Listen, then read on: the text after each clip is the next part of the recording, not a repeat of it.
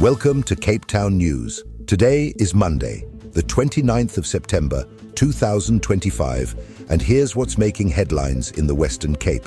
Western Cape benchmarks São Paulo to sharpen infrastructure and policing. Cape Town rallies for Palestine as thousands march to Parliament.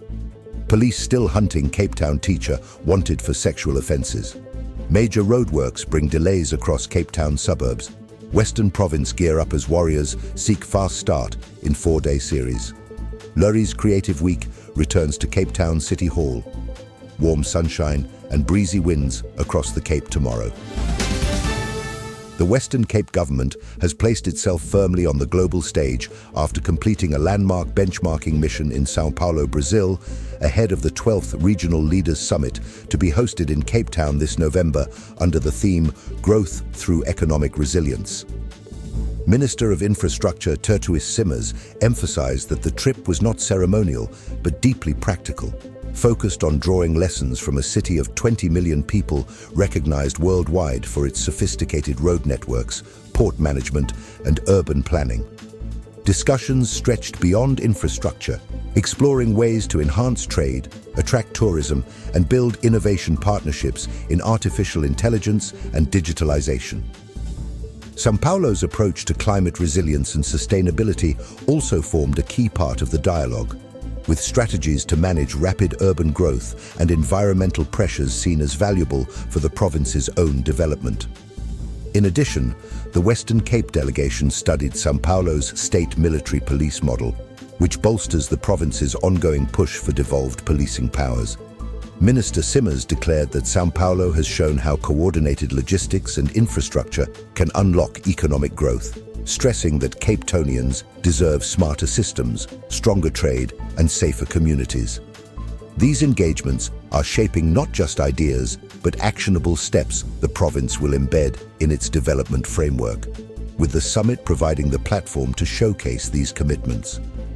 By looking outward and collaborating with global peers, the Western Cape aims to deliver inward benefits, reinforcing its proactive strategy to innovate, secure investment, and position itself as Africa's hub for sustainable growth.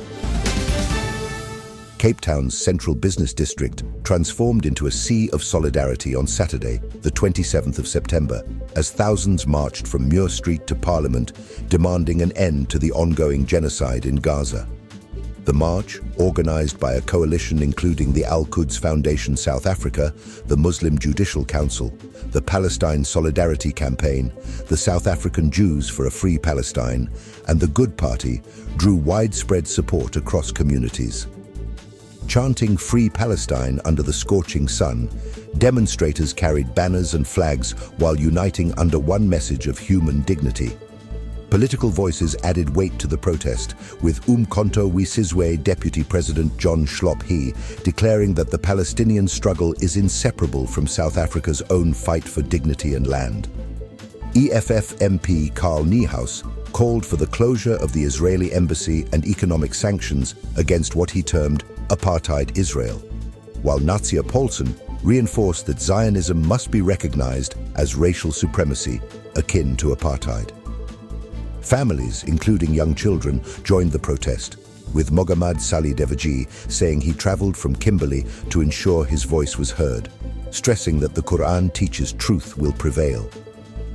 Palestinian voices, such as Malik Mohammed, shared personal stories of displacement and gratitude for South Africa's support, reminding marchers that solidarity can offer hope amid despair. The coalition submitted a memorandum to Speaker Thoko Didiza, demanding government enact the apartheid bill, prosecute corporations complicit in Israel's actions, and formally cut ties with Israel. With calls for a response within 14 days, the march was both a passionate plea and a warning that silence equals complicity.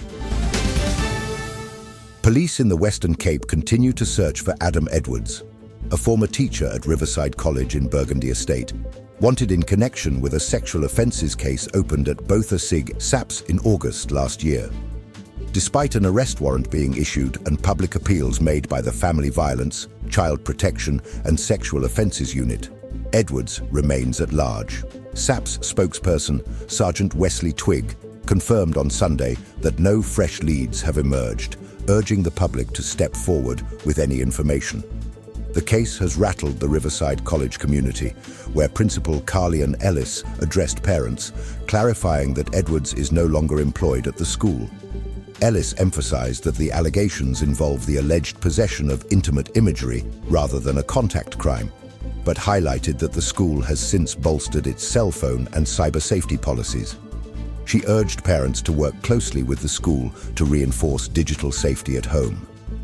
Edwards was previously even publicly celebrated on the school's social media, with a birthday tribute as recently as January, a fact that has since unsettled many.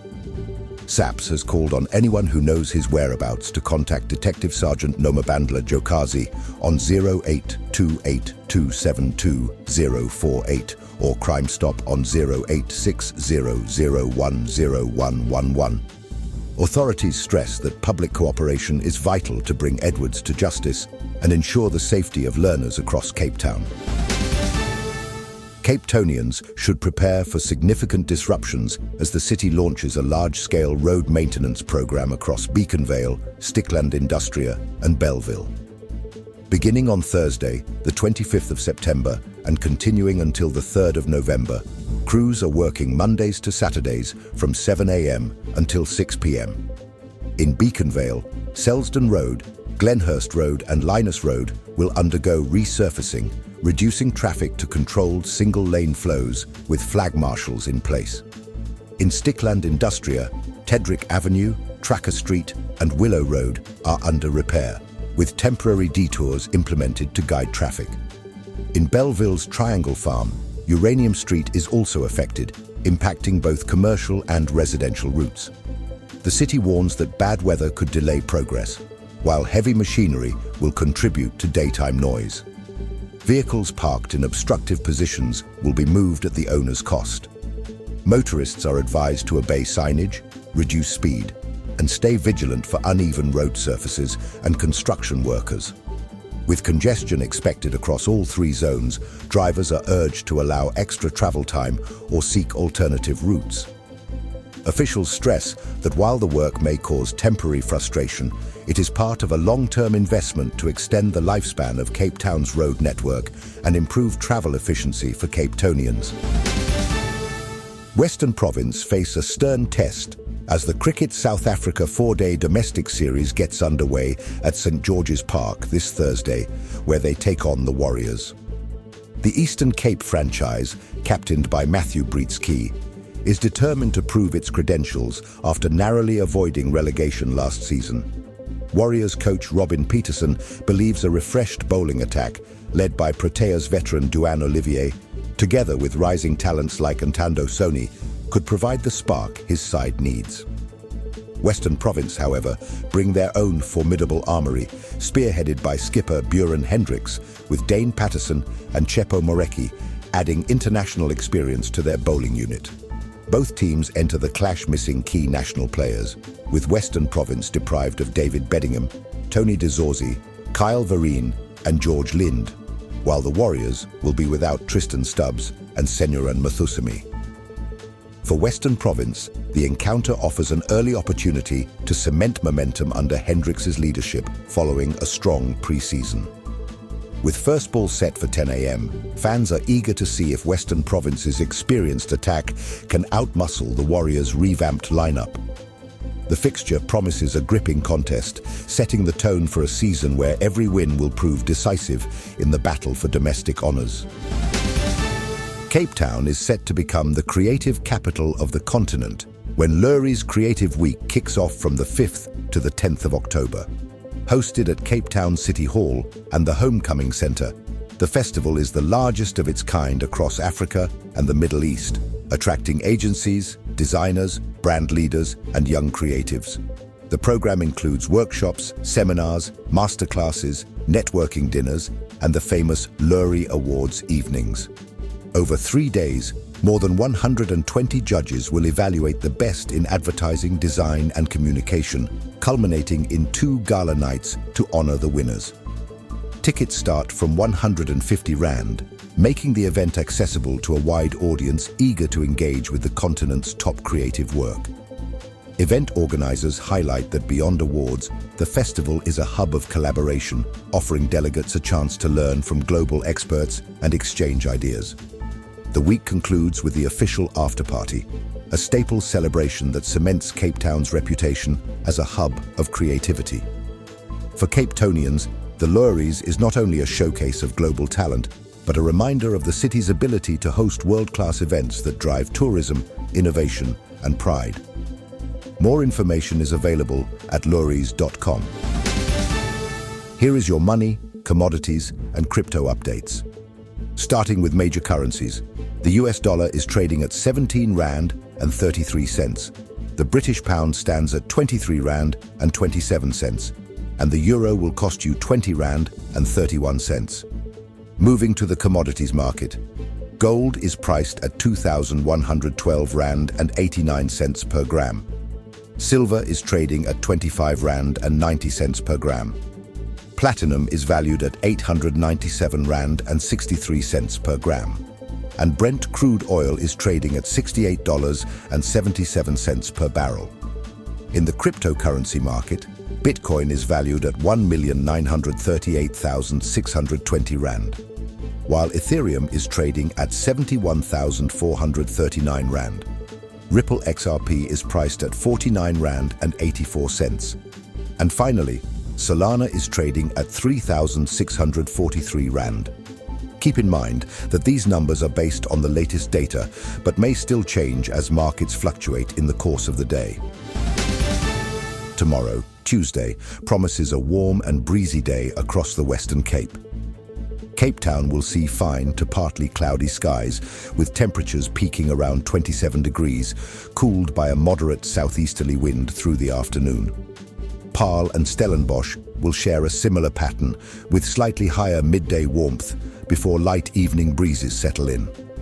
Along the coastline, seas remain moderate, with swells averaging between 1 and 1.6 meters and periods of 8 to 12 seconds, creating manageable conditions for surfers and boaters.